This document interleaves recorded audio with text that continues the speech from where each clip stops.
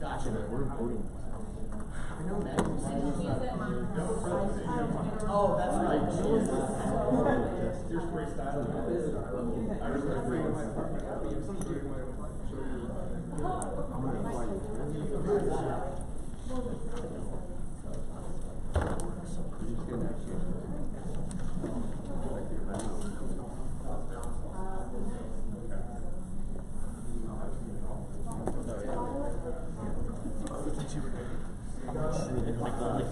I wasn't really paying attention, sorry. Things gushing blood.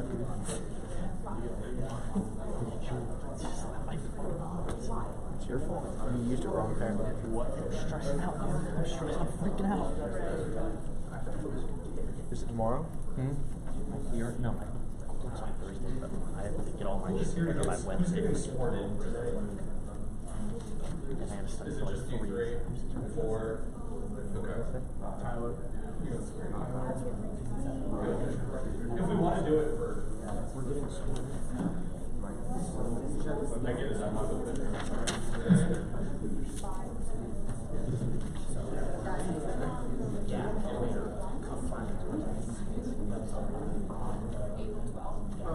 Can we do something since someone's already 6'10"? We're just waiting for Dr. Can we Burley. swear him on? No. You have to pass the legislation first. It'll be a quick meeting. We don't have a lot of these. Sam, would you like to lead us in prayer? I would love to. You look directly. I'll be. Yeah, like. All right, everyone, we're going to get started. Prayer is probably my favorite Bible verse. Let us remember, we're always in the holy presence of God, in the Father, Son, Holy Spirit, Amen. This is from Philippians 4. Therefore, my brothers and sisters, you who I love and long for, my joy and crown, stand firm in the Lord in this way, dear friends. I plead with you, Rita, and I plead with Scythie, to be of the same mind of the Lord. Yes, and I ask you, my true companion, help these women since they've contended at my side in the cause of the gospel, along with Clement and the rest of my co-workers, whose names in the book of life. Rejoice in the Lord always. I will say it again, rejoice. Let your gentleness be evident to all. The Lord is near. Do not be anxious about anything, but in every situation, by prayer and petition, with thanksgiving, present your request to God. And the peace of God, which transcends all understanding, will guard your hearts and your minds in Christ Jesus. The grace of the Lord Jesus Christ be with your spirit. Amen. To the Father, Son, and Holy Spirit. Please stand for the pledge, please. I pledge allegiance to the flag of the United States of America and to the republic for which it stands, one nation, under God, indivisible, with liberty and justice for all. Thank you, Sam. All right, good evening, everyone. Tonight we are honored to have Dr. Hurley here. He's going to come and talk to us, give us a little bit of updates about the task force, as well as talk about some recent acts of hate and some upcoming acts of hate that have been planned, and talk a little bit about what campus is planning on doing and has done in response to that. So please give your full attention. Thank you so much.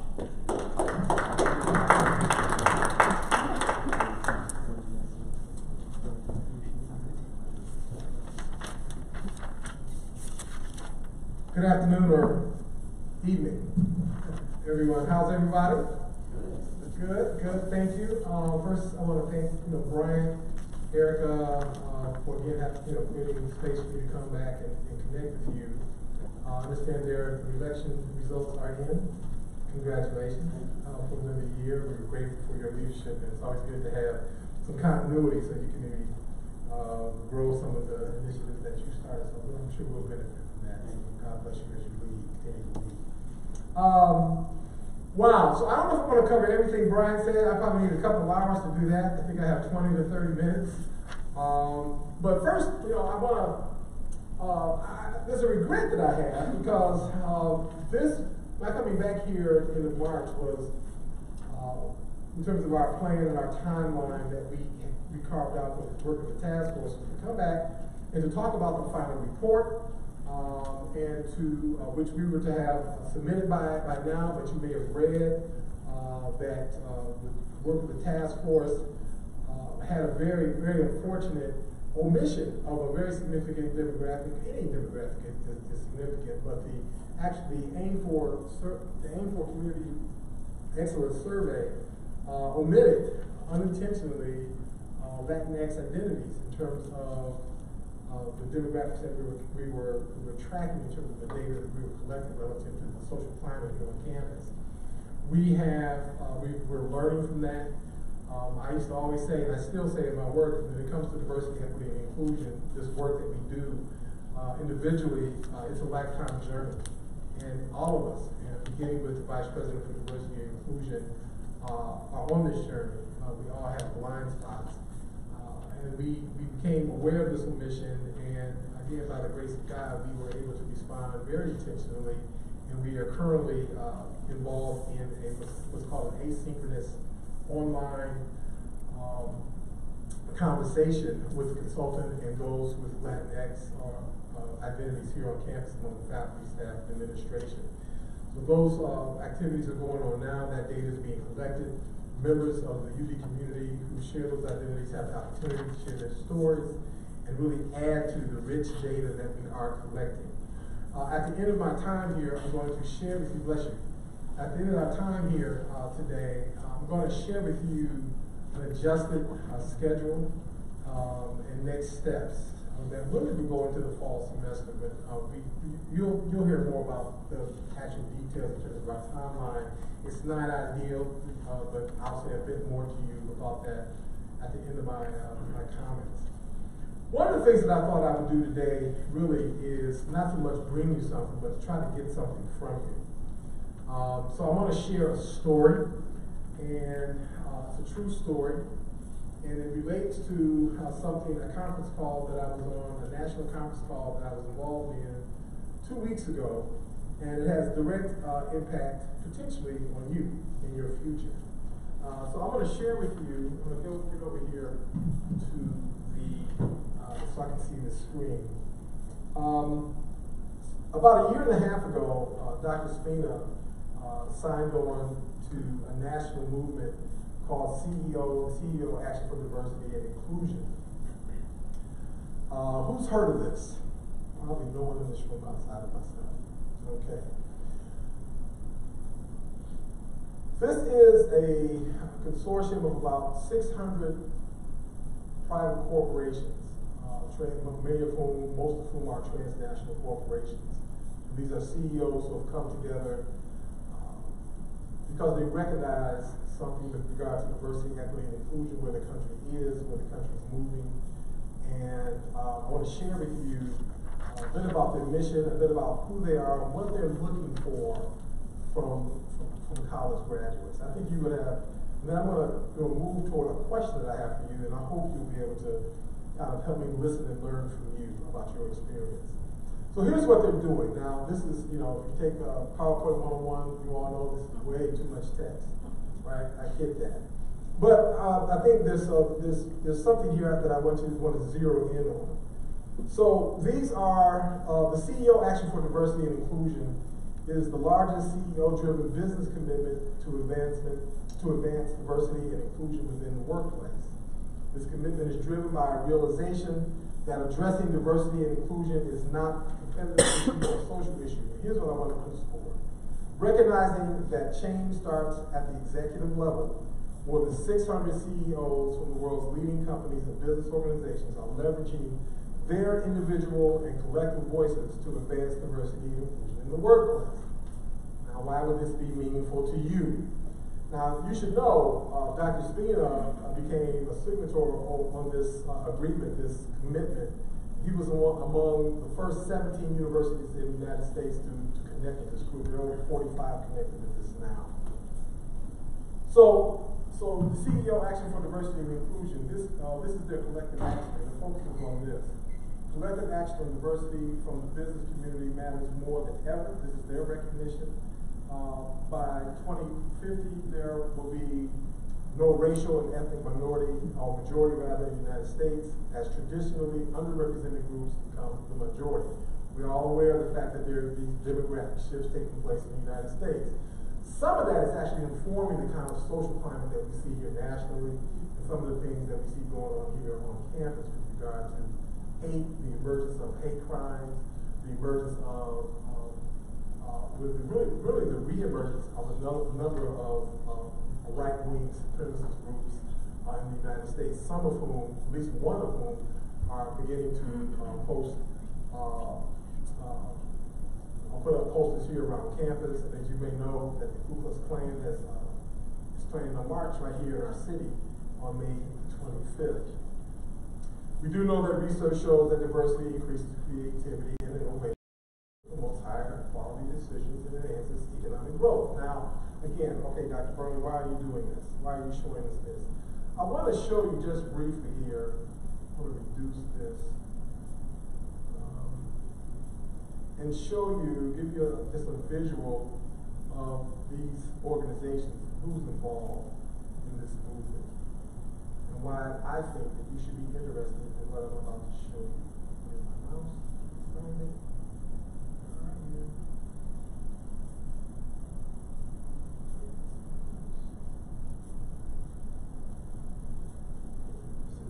Can you see it? Okay. That's not what I want to show. It's two screens at once. Okay, can you help me? No, it's not you. Okay, thank you. I want that to work. Yeah, I want that to work.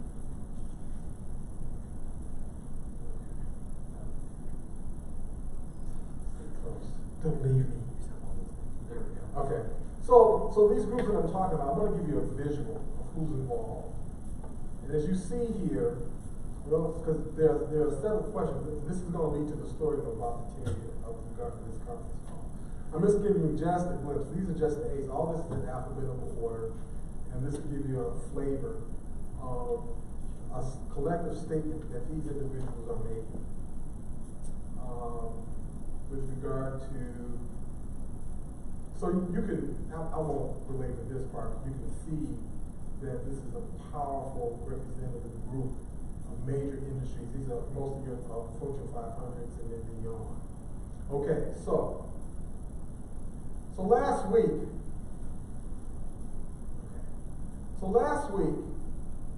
I am on a conference call with the committee, the university committee, and I'm one of 3 universities. There was one of the CUNY schools and a school in Pennsylvania. I believe it was Lehigh and the University of Dayton.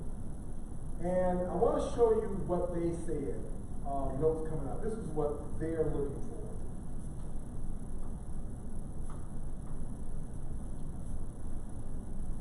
Okay.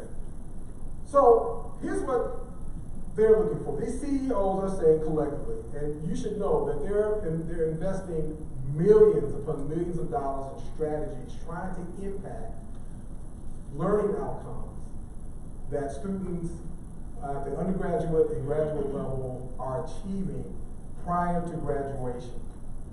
This is what they're saying that they want from us. They're asking higher education, are you graduating these students with these outcomes? They're saying the CEOs are seeking college graduates who are better prepared in terms of diversity and inclusive skills. 1. And I'm going to take time to read this because I think I want to talk to you because this is going to lead to a question. They're looking for, and this is what they're looking for when they're interviewing potential employees. They're looking for cultural self-awareness and the ability to examine how identity and power impact social systems, cultures, subcultures, both within the United States and the rest of the world. Frames of difference include but are not limited to race, ethnicity, socioeconomic class, gender, sexual orientation, on and on and on.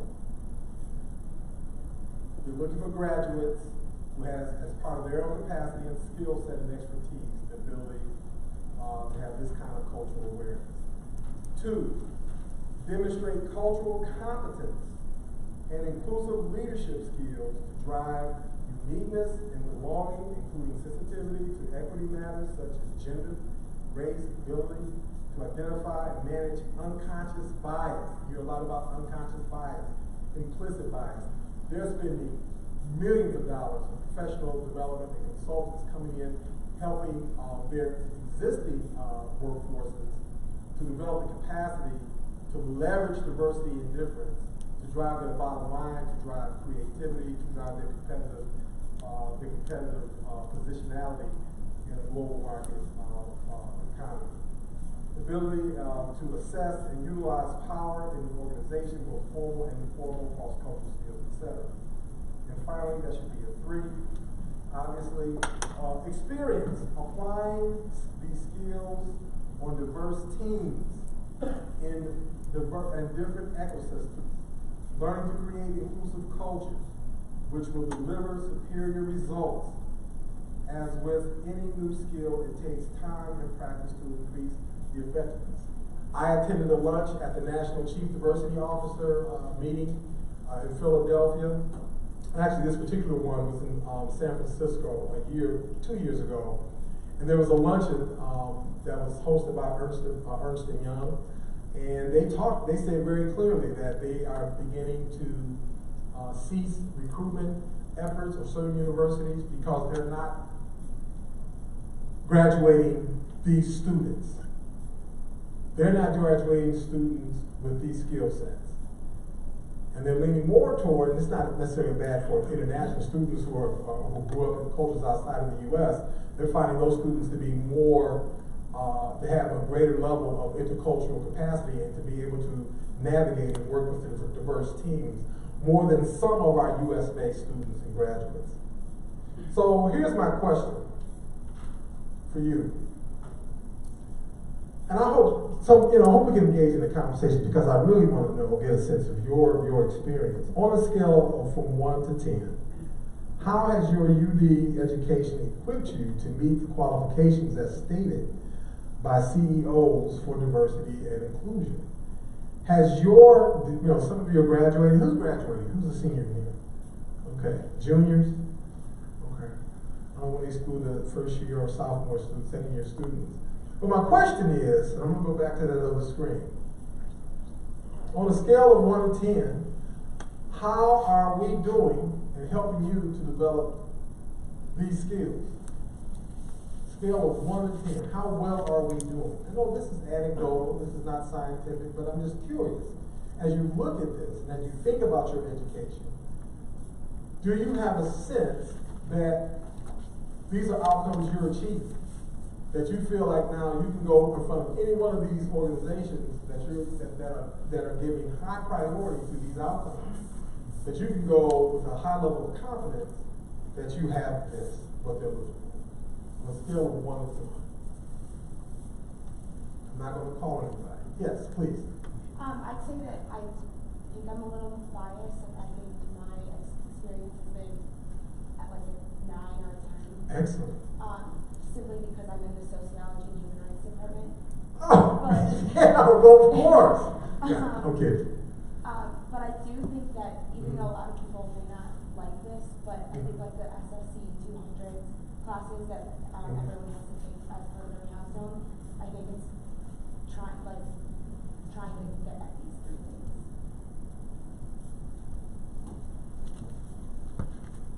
So you see effort to try to get at this. Okay, and those are required courses, correct? For mostly first year students, second year? I think it's second year. Second year? Freshman, sophomore. I mean, I'd go off of that. I would say probably like around 8. Okay. And I just wanted to highlight the CAP program because I think that is very intentional in trying to bring students out of the same setting, the same dynamic that they're in with their given majors, and they're trying to accomplish these 3 goals in the sense of exposing students to different groups, to different all kind of factors there, socioeconomic status, gender, sexual orientation, by basically getting students who would not typically be in class and in conversation together, in class and conversation. So your experience with CAP is that they really are laying a foundation and creating spaces where you can get it, some of this. That's excellent. Yes?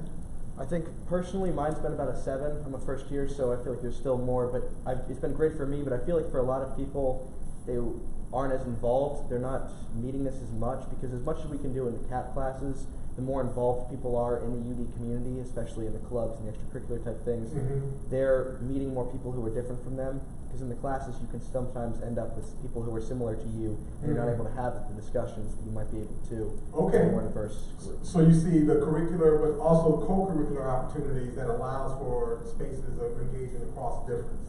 That's excellent.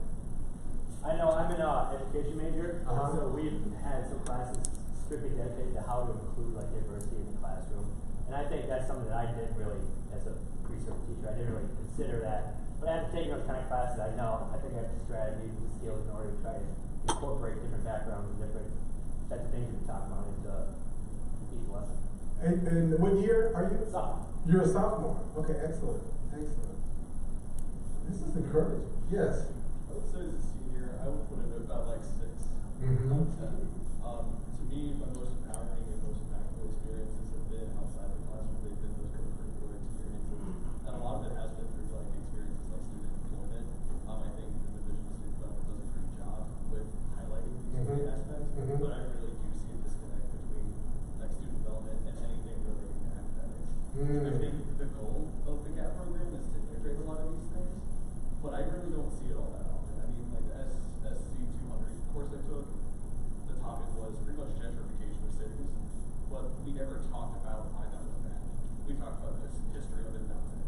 And so, like, I see an attempt to integrate it in meaningful ways across the board, across majors, but I don't think it's quite there yet, and I definitely think that's room for growth. But I see it a lot in One of the concerns that I have is, I know that at UD, if you want it, you can seek to get it.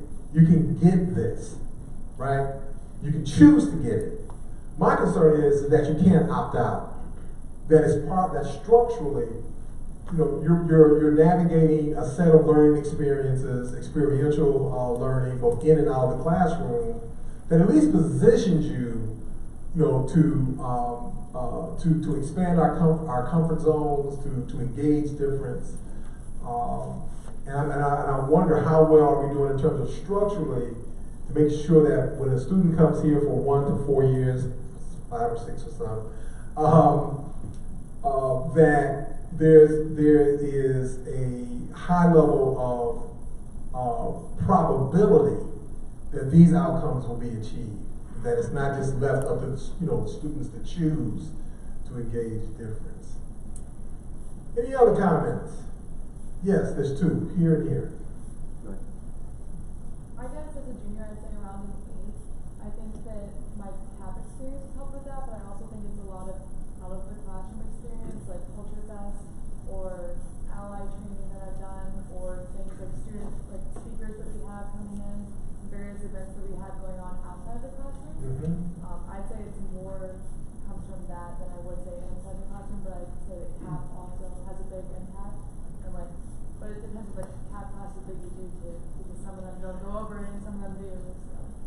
Yeah, I understand there's quite a bit of diversity. Sometimes a lack of continuity, in terms of the depth of experiences across CAP courses, depending on the course or the professor.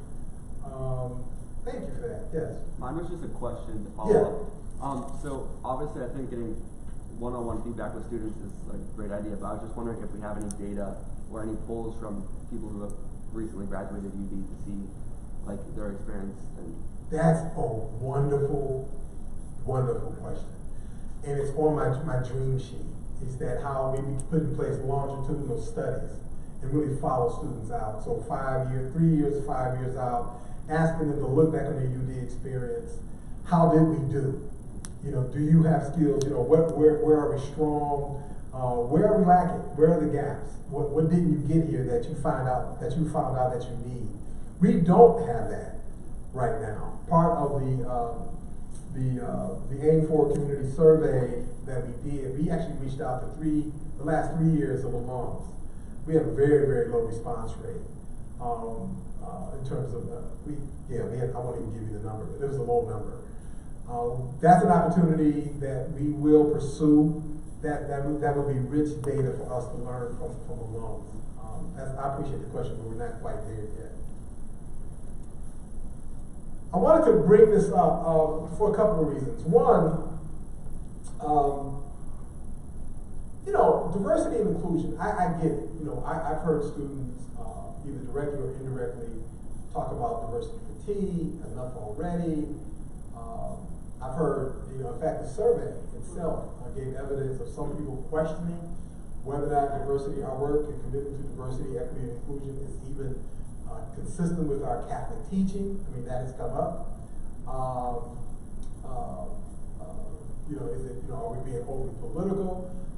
There are those who believe that our work around diversity, equity, and inclusion is uniquely or exclusively giving attention to the needs and the unique experiences of groups who are underrepresented or underserved here at the university. It is part of that. There are historic reasons and factors that have played into or have influenced the kinds of disparities and gaps that we have here on campus in terms of the composition, faculty, staff, administration, and the kinds of experiences that people have, that we know people have, that's tied to their identity or how people may perceive their identities, right?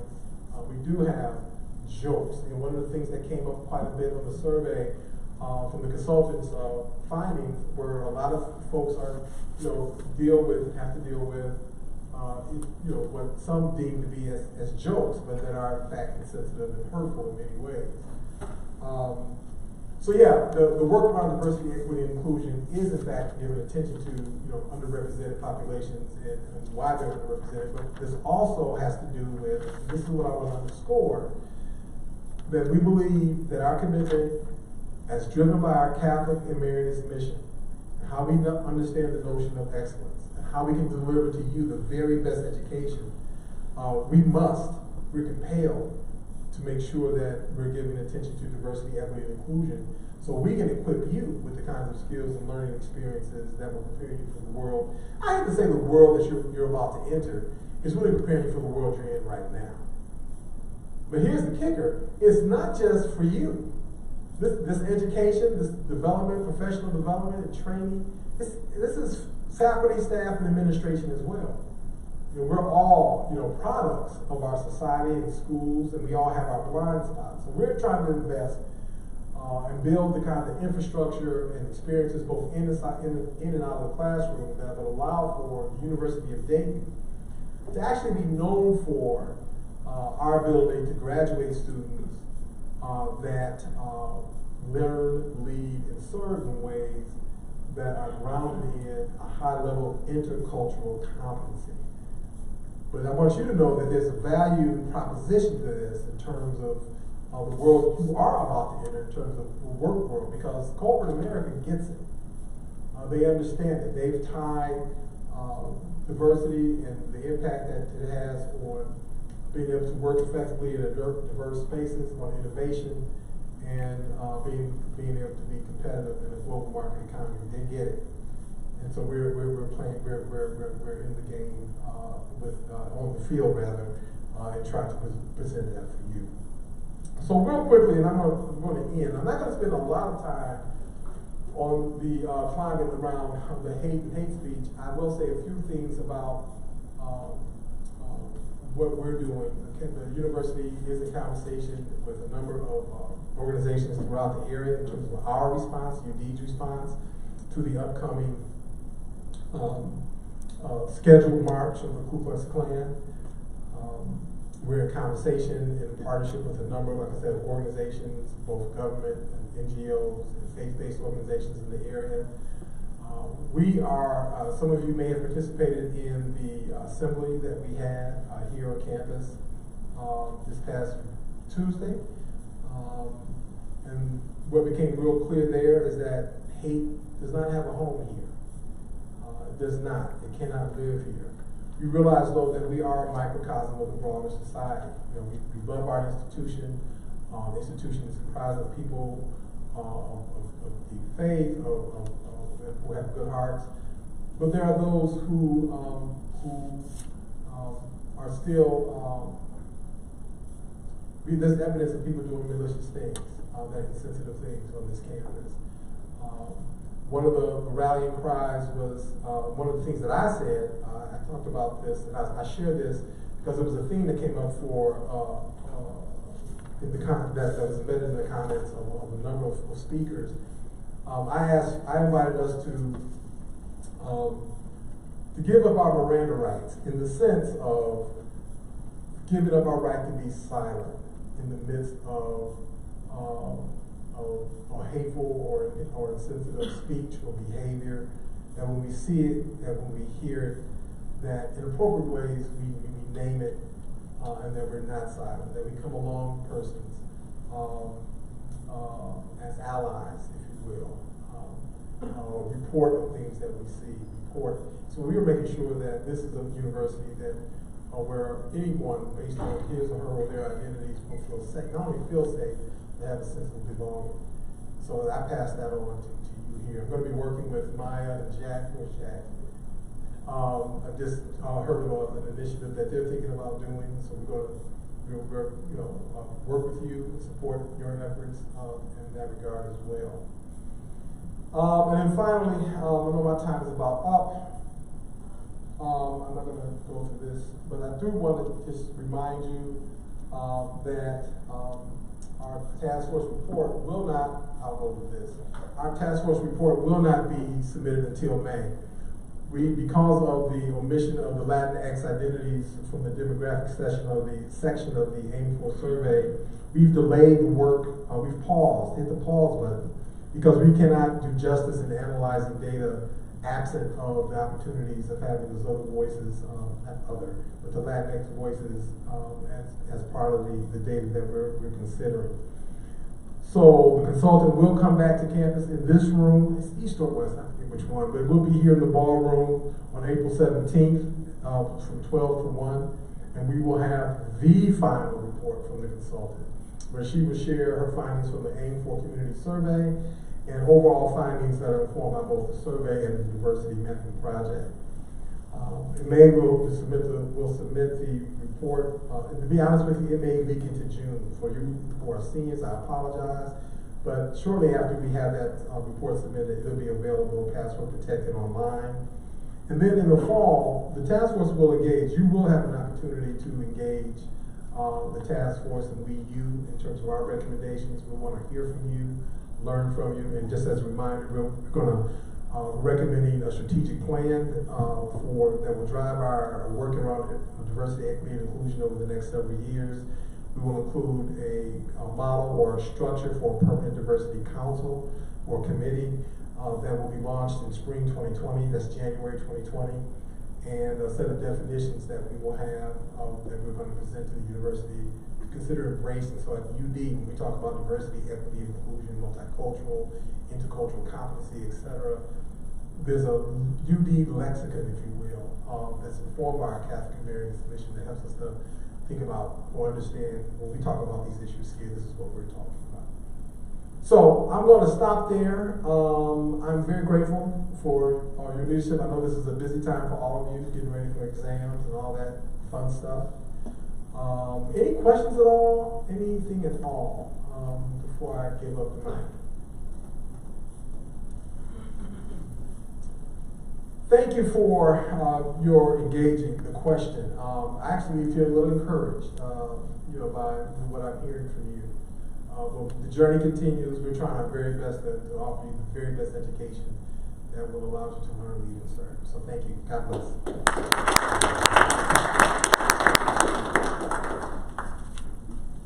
At this time, we do have a brief special request presentation. Thomas is going to come up here and talk a little bit about Revolve, the work that they're doing, and a special request that will come before Senate today. So please give me your time.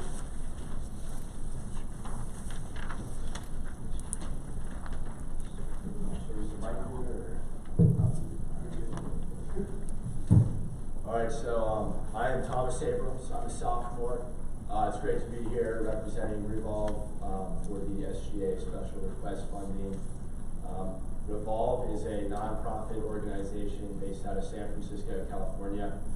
The Dayton chapter is about 5-6 years old. What we do is crowdfund. We crowdfund money using personal networks, local businesses to install solar panel systems on other nonprofits. So over the past couple of years, I'd say the last 1 to 2 years, Revolve Dayton has been much more aggressive in terms of growth, new membership, and obtaining results. Last year, with about 12 to 15 active members, their personal networks raised $32,000 to install install a 12 kilowatt solar panel system on Missionary Farms in the Twin Towers neighborhood of Dayton, Ohio. So, you know, just those personal networks were able to raise that much money and make that much of a difference in the community. This year we are in the heat of our 2019 campaign. We have a goal of raising $60,000 to install about a 24 kilowatt system on East End Community Services. Incredible organization. I'm not going to take the time to go into the details of what they do, but you know, just from touring them, incredible work.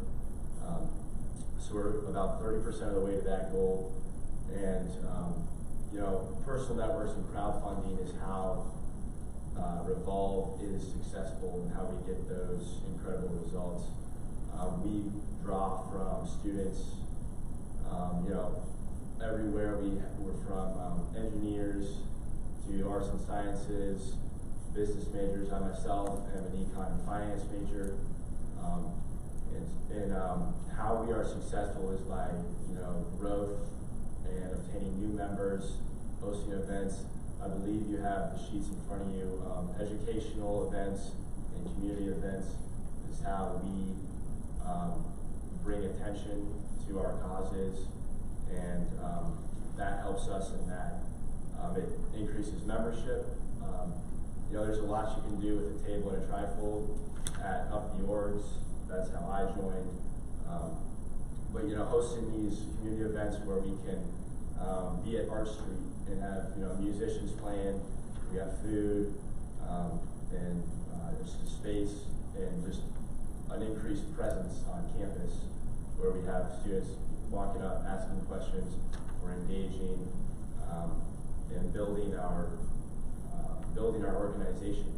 And the more members we have, the more personal networks we have, the more successful we are in terms of results.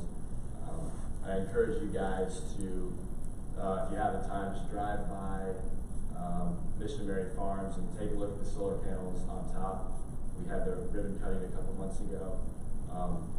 And I would say what really sets Revolve apart, so I know there's so many incredible organizations across the UD community, is, you know, how visible our results are. And that's been the most satisfying, beneficial thing for me to part of the organizations. You know, you go from the campaign, and you know, it's tough, you're working hard, and then 6 months later, you can see what you did. It's pretty incredible. So, yeah, do you guys have any questions about the organizations we serve or what we do? Yeah. I just have a couple. So, first, how many members are a part of your organization? In 1850, we have 50 plus. We currently, we probably have about 20 more active members. It ebbs and flows a little bit just due to the busyness of, you know, the schedules of our members. They're involved in other things. So, but at any one time this year, we've been kind of in between 20 and 30, I'd say. And also, did the educational events and community event already occur? We've had a couple, but the ones on the sheets those are future events. Yeah. So you requested the $1,000, and the maximum we're going to give you is 80%, which is $800. If we can't give you that, or if we won't give you that, how else would you allocate those funds? Plan on allocating those funds? Okay. In terms of raising the balance that we would not get through SGA. Yeah. We host takeovers, Brown Street, Potbelly. We did Graders one last year. We've talked to Chipotle and Panera. Additionally, we've had, you know, a couple bake sales, things of that nature. We go kind of door to door on Brown Street and ask, you know, explain what we do and see if they're willing to donate coupons or gift cards. Same thing with the UD bookstore. and we have raffles and different events that kind of help us raise money.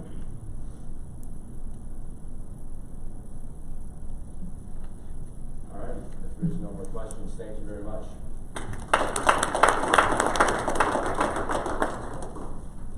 All right, are there any public comments this evening? Chris, there's one. So many of you might have gotten an email about this, but apparently some people did not. And I know that public safety and student safety is something that's really important to the members of SGA.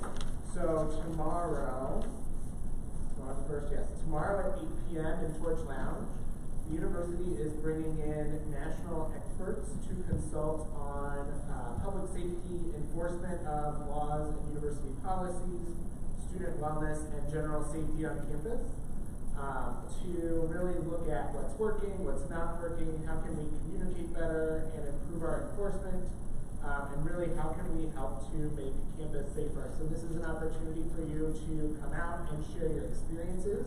It's a great opportunity for your constituents, so if you're able in the next day to get your constituents to recognize the importance of this.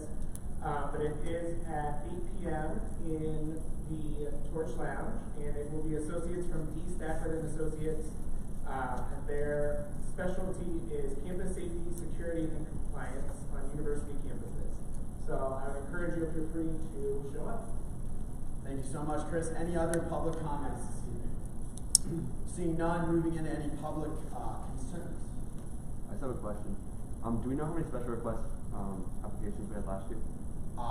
Jacob is clearly not here tonight. I will reach out to him and get that for you, and I'll put the group here. Someone you can message him in the group now, so he hears it. That's not very good. Any other concerns? Seeing none, moving into reports, are there any SGA members that would like to give reports this evening? Seeing none, moving into mine, and it's going to be really brief tonight. First and foremost, the music festival, as you guys know, is coming up on April 27th. I put that message in the group me. Cab has released the artist. It's Chris Lane. If you guys haven't seen that, it's going to be really, really exciting. Please share that with people. The only way we get more money and more resources to get events, to hype it up further, is by getting a really solid turnout for this event. In addition to that, Maddie and her committee on this has finalized a list of performers for like everything else that's going on before that. Chris Lane concert, that's going to be released soon. I talked to her this morning. She's really ironing out like who's going to perform when, what the schedule's going to look like, and then I think she's going to be in touch with Ryan and some other marketing people in designing hopefully a really cool graphic that we can get out. A lot of people don't know that this is happening. Please tell them that this is happening. This is something that I know a lot of people in this organization have worked really hard on all year to be a success. This is something that a lot of people have wanted for a really long time, is to bring the music festival back on campus. And a lot of students, especially first years, don't really know that it's coming up. So especially you Jagles and your three companions who are not here right now, please hype it up with the first years. We want to get a lot of good support. We are kind of limited, and we are aware this is the last weekend of school. So it's going to be kind of hard to draw a huge crowd. It is on a Saturday, I believe, and we're really going to try to do whatever we can to hype that up, and that's going to call on all of you guys to help support that, to help push that out to your constituents. Moving on, I was going to talk about the 8 p.m. forum, but Chris already covered that. Show up. A lot of people are super interested in safety on campus. If you have any constituents that are really passionate about that, please pass that information along to them as well. I think it's a really great opportunity to speak openly and candidly about safety and about policy here with no university administration in the room. This is solely between students and consultants. This is a great opportunity to be pretty honest if you do have any complaints or if you want to see anything changed. In addition to that, I put this out in the group meeting. We have a banquet coming up on April 30th. I believe the date we confirmed for that. By a show of hands, who here this is their first year in SGA? So yeah, most of you guys. If you guys have never been to a banquet before, it's a really awesome event. For you committee chairs and directors, your committee members are invited as well, so please pass the info along to them. But it's essentially in the President's Suite. There's a really nice dinner. A lot of members of the administration will be there as well. Chris and Amy will do some speeches.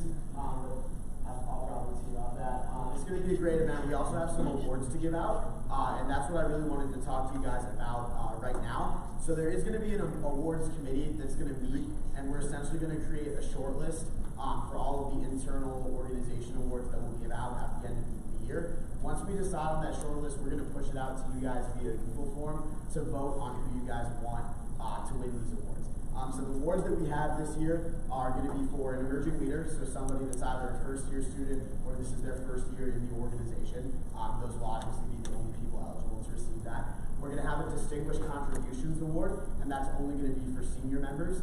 So those are the only people eligible to receive that award as well. We're going to have an Outstanding Committee Award for the committee that's just really done an awesome job, obviously fulfilling the mission. One award that we have every single year is called the Gordon Gearhart Award. If you aren't familiar with Gordon's story, he was a senator here all 4 years of his undergraduate education. And that award really goes to a member of the organization that really embodies what we're all about, wears the beads with pride, has a lot of heart for this organization, for the mission, and all the characteristics that we hold pretty central to who we are. And then we will also have a Most Valuable Member Dependability Award, things like that.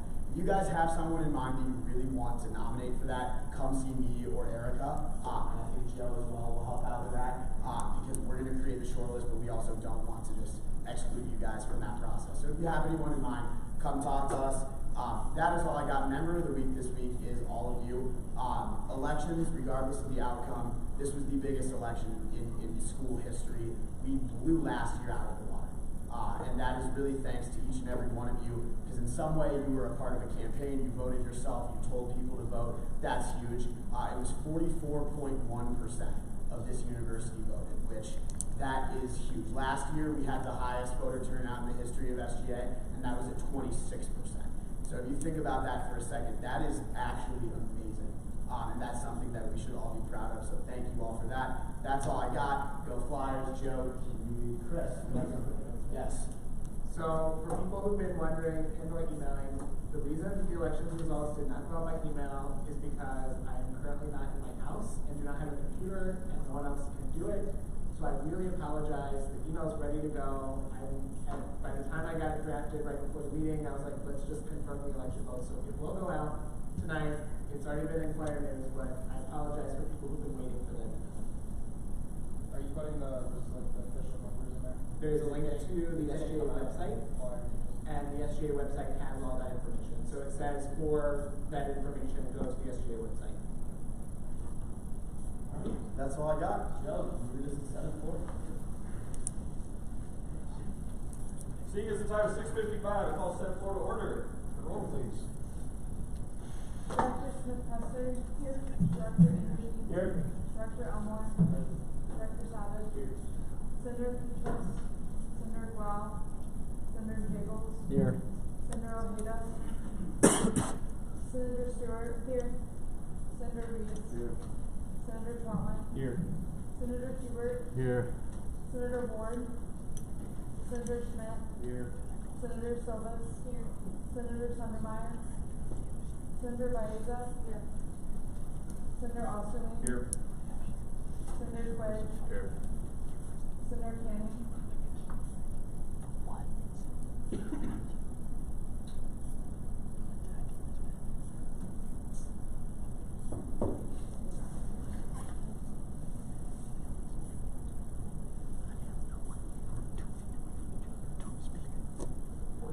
Seeing as there are 14 voting members in attendance, the majority will be 8 and 2/3 will be 10. The score is 63-61. Michigan State, 2 minutes and 31 seconds left. Any old business? I don't believe there is any new business. Mr. Enderby, you can leave. Any new business? Move to bring Senate Resolution 18-13 to the floor. Second. I see a second over here. All in favor say aye. Aye. All opposed. Mr. Osterling, can you speak on this? So this resolution basically recognizes the fact that we had that he has no home here, forum out in KU Mall last week. It thanks participants and encourages student body to remove pictures from their own lives and keep that on a national level. Thank you. Further points? Mr. Mr. Reese. To the previous question. Motion to previous question, any seconds? All in favor say aye. Aye. All opposed. Moving to the voting procedure on Senate Resolution 1819-13. All in favor, please raise your placards at this time. With a vote of 14 to 0, this resolution passes. Further points or motion? Mr. Carl. Motion to bring Senate Bill, Senate Bill 1819-28 to the floor. Seconds. All in favor say aye. Aye. All opposed. As the Vice President of Finance is not here, we will move on to further points or motions. We had just heard from them, so we should be set, unless we have any points of information that we need clarification on, Mr. Twitter. Motion to go on by. All right, please raise your placards with any suggested dollar amounts at this time, starting with Mr. Osterling. Thank you, sir. Further amounts? Seeing none, we will move to voting procedure on the amount to appear on the bill, starting with the full amount eligible to receive, which would be $800. As $800 is the amount to receive, that is the amount to appear on the bill. Further points or motions, Mr. Troutline. Motion to previous question. Second. All in favor say aye. Aye. All opposed. Moving into voting procedure on Senate Bill 1819-28. Yes, huge one. All in favor, please raise your placards at this time. All opposed. Okay, with a vote of 14 to 0 to 0, this bill passes. Further points or motions? Mr. Savage. Motion to bring Senate Bill 1819-27. Second. All in favor say aye. Aye. All opposed. Aye. In opposition. What can I do for you, Mr. Troutman? Well, we've already moved into the motion, so. Okay. I mean, would you like to say anything? Yes, because no one is present, as well as the Vice President of Finance is not present, I would like to move to table this. Okay. There's a move to table. Do I have a second? All in favor say aye. Aye. All. Okay, nay. We're smart enough to Nay. use this. Yeah, nay. Okay, all opposed. Okay. We'll move through voting procedure on this. Further points or motions still on the floor. Further points. Mr. Twig. All right, please raise your placards with any suggested dollar amounts, keeping in mind that we only have 3 weeks left, and that we still have quite a bit of money left. We'll go clockwise. $480, the maximum amount allowed to receive. Thank you, sir. Further amounts? Brian, is that a, okay. Sorry. Connor, is that a? Sorry. Yes, sir. I was just reading. No, you're fine. So like most of this is, or 20, can I do 20? Sure. Most of this is food. So like, they're not, like, what's the rule on food again for, like, what we're allowed to do? There's no rules pertaining to food. It's mostly apparel, if I remember correctly. Technically speaking, I think that there was a little bit that, it has to, be like an event that's kind of like open to the public. This is open to the public? Oh, that's a great point. Yeah, so thank you, Chris. I completely forgot about that. There are no rules pertaining to what we do fund through special request, only through funding week. So there are no rules. That's the only rule.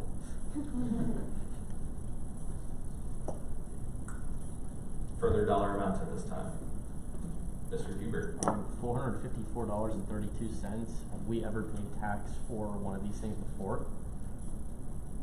Sorry, $454 In 32 cents. We're not paying for the tax on this. It might be. Okay. For information, how much do we have still in our budget? We would have sorry, whatever, it's right there, it's right yeah, Oh. minus whatever we just gave, that 800. Yes, sir. I agree with mine's $450.32. We have a lot of money to give, so. Sure. Further amounts, Mr. Troutman. $495. That's more than 80%. It's more than maximum allowed. You're like 80%. Cool. Further amounts. Mr. Huber. No, that's it. Okay. No one else going once. Going twice. Okay, we're moving into voting procedure on the amount to appear on the bill, starting with the full amount eligible to receive, which is $480. As that is the amount that has reached the majority, $480 is the amount to appear on the bill. Further points or motions? Mr. Reese. Second. All in favor say aye. Aye. All opposed? Moving into voting procedure on Senate Bill 1819-27. All in favor, please raise your placards at this time. All in favor, please raise your placards at this time. All opposed? All abstain? With a vote of 13 to 1 to 0, this bill passes. Further points or motions? Mr. Schmidt. Motion to bring Senate Bill 1718-29. Do I see a second? All in favor say aye. Aye. Aye. All opposed? Cool. Mr. Osterling, would you like to introduce this bill that I put in your name? Okay, yeah. So we are basically approving the results of the election that happened last week, and yeah, that's it. Thank you. Further points or motions?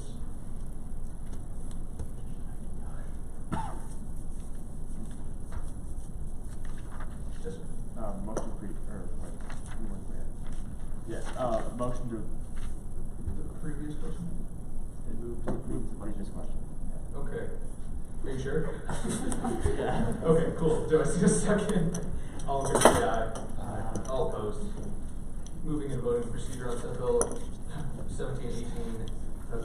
1819-29. All in favor, please raise your placards at this time. All opposed? All abstain? Watch out. With a vote of 11 to 0 to 3, this bill passes. At this time, anyone who has just been approved by the Senate with elections, there will be all you, even if you're holding the same position, you will be sworn in once again. So I ask that you now rise. It's not with the exception of the president. Okay, what you're going to do is you are going to raise your right hand and repeat after me. It's my favorite part. I do solemnly swear. I do solemnly swear that I will faithfully execute. that I will faithfully execute. And to the best of my ability. To the best of my ability. Preserve, protect, and defend the Constitution. Preserve, protect, and defend the Constitution. Of the University of Dayton Student Government Association. Of the University of Dayton Student Government Association. And will serve the undergraduate student body. And will serve the undergraduate student body. In accordance with the Catholic and Marianist values. In accordance with the Catholic and Marianist values. On which the University of Dayton is founded. On which the University of Dayton is founded. Congratulations.